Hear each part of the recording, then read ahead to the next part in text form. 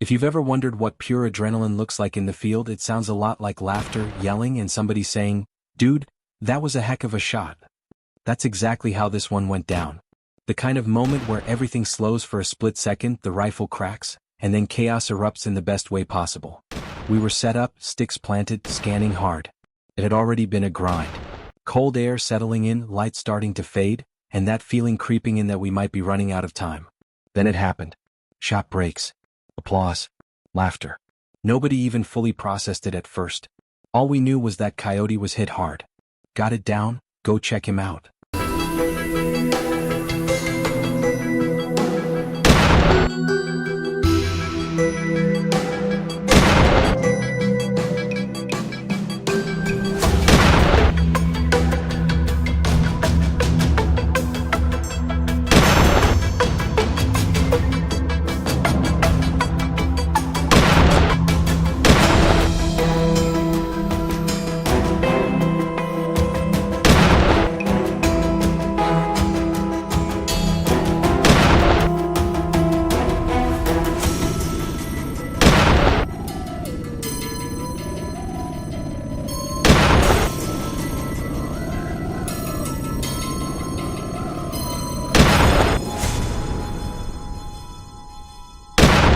We ease up and there he is. Double down. He was flipping when the bullet hit, twisting like a cheetah trying to change direction mid-stride. That's what happens when solid shot placement meets a fast-moving target. It wasn't just luck, it was composure under pressure. The kind of shooting that makes you look at your buddy and just shake your head. How many was that? We had already dropped 2 earlier, and now we're stacking another one. Cold air, fading light, and Coyote still responding. That's predator hunting at its best. When conditions aren't perfect but you stay locked in anyway. The temperature was dropping fast. You could feel it settling into the ground, that damp cold that creeps through your gloves and into your trigger finger.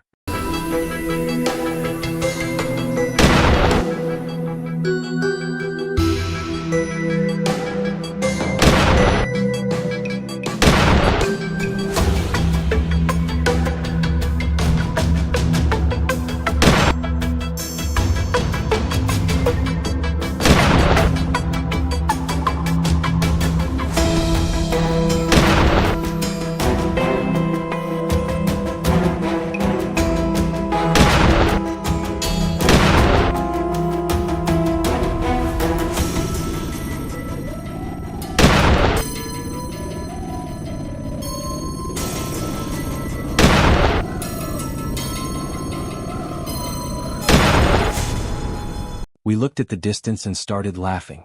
Is that far? It always feels farther when the sun's about to disappear. Shadows stretching long, that last little glow on the horizon. You start doing the math in your head, drag distance, light left, how much filming you can realistically pull off before it's pitch black. I think it's gonna be dark.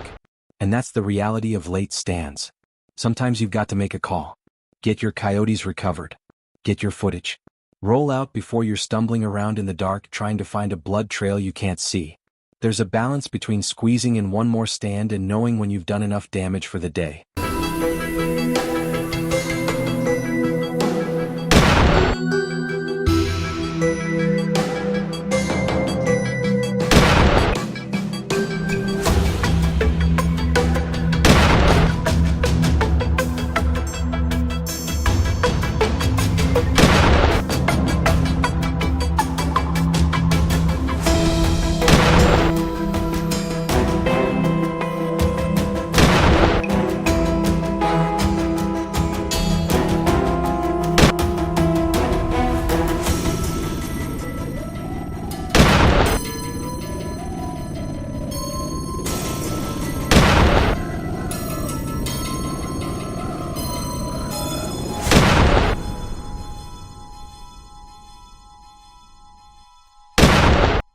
What made this one special wasn't just the shot, it was the teamwork. Sticks going down smoothly. Communication tight. Nobody crowding the shooter. Everybody watching lanes. When that coyote broke into the open, it wasn't frantic. It was controlled chaos.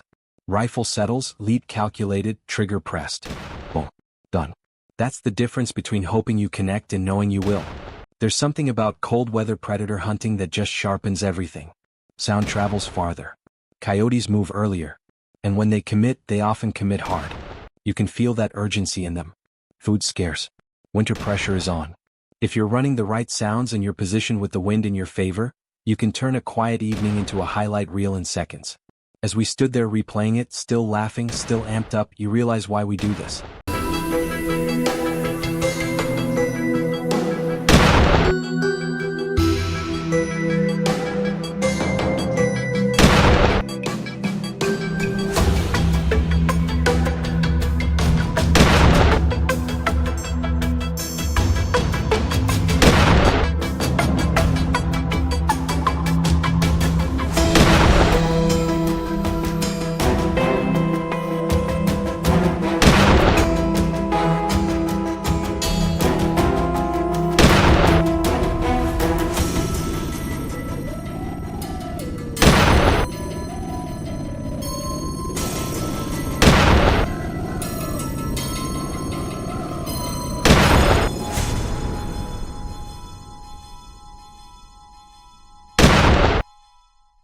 It's not just about piling up numbers.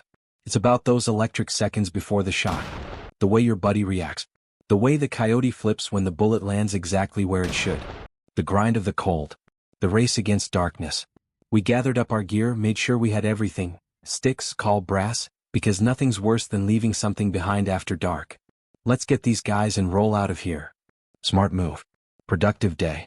Multiple coyotes down. Clean shots. Good recovery. That's how you close out a stand. When you're serious about coyote hunting, about improving shot execution, reading movement, and making the most of limited daylight, you start appreciating moments like this even more. It's not always easy. It's not always comfortable. But when it all comes together and someone says, "Dude, that was a heck of a shot," you know you earned it. Cold night setting in. Coyotes on the ground. Another stand in the books. And we'll be right back at it at first light.